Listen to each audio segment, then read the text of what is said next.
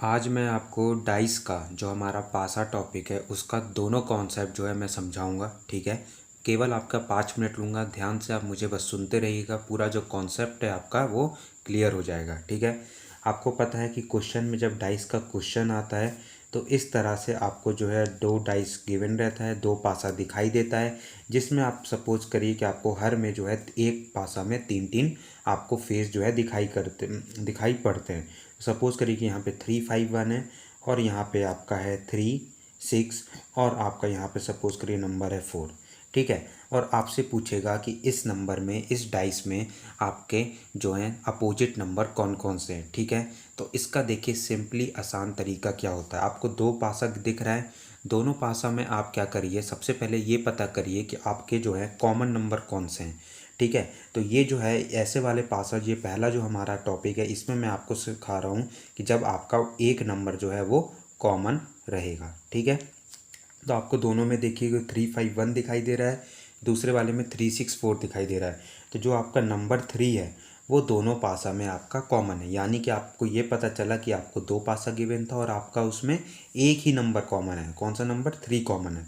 तो अब उसमें आपको क्या करना है, उस 3 से आपको क्लॉकवाइज चलना है। क्लॉकवाइज यानी कि जिस डायरेक्शन में घड़ी के कांटे चलते हैं उसी डायरेक्शन में यहाँ पर चलना है। तो चलिए इस तरह से रिलेशन लिखना है। फिर उसको 3 1 5, देखिए क्लॉकवाइज लिखा मैंने, 3 फिर 1 आया फिर 5 आया।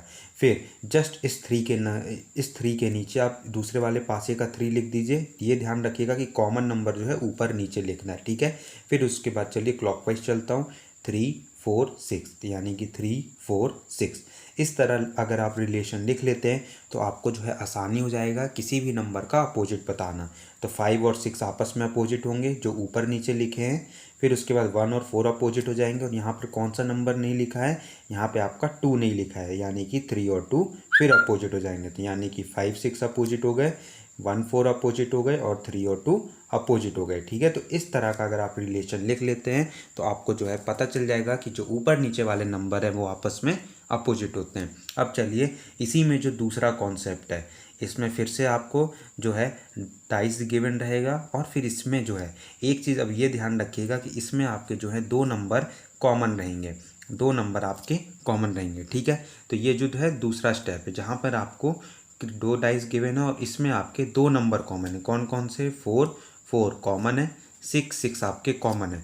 तो अब हमारा कॉन्सेप्ट क्या कहता है, अगर आपको दो पासा गिवन है और उसमें आपके दो नंबर कॉमन है, तो जो तीसरा नंबर है दोनों पासे का, जो तीसरा नंबर है दोनों पासे का, वो आपस में क्या होगा? अपोजिट होगा, यानी कि 5 का अपोजिट क्या होगा? 3 होगा। ये आपसे पूछेगा। ठीक है, तो पहला वाला हमने क्या सीखा कि पहले वाले में हमारा एक ही नंबर कॉमन था, हमने क्लॉकवाइज चला, इस तरह का रिलेशन लिखा, ऊपर नीचे वाले नंबर आपस में क्या हो गए? अपोजिट हो गए। दूसरे वाले में हमारे दो नंबर कॉमन थे, तो कॉन्सेप्ट क्या कहता है कि अगर आपको पासा में दो नंबर आपके कॉमन है तो जो तीसरा नंबर है दोनों पासे का वो आपस में क्या हो जाएगा? अपोजिट हो जाएगा।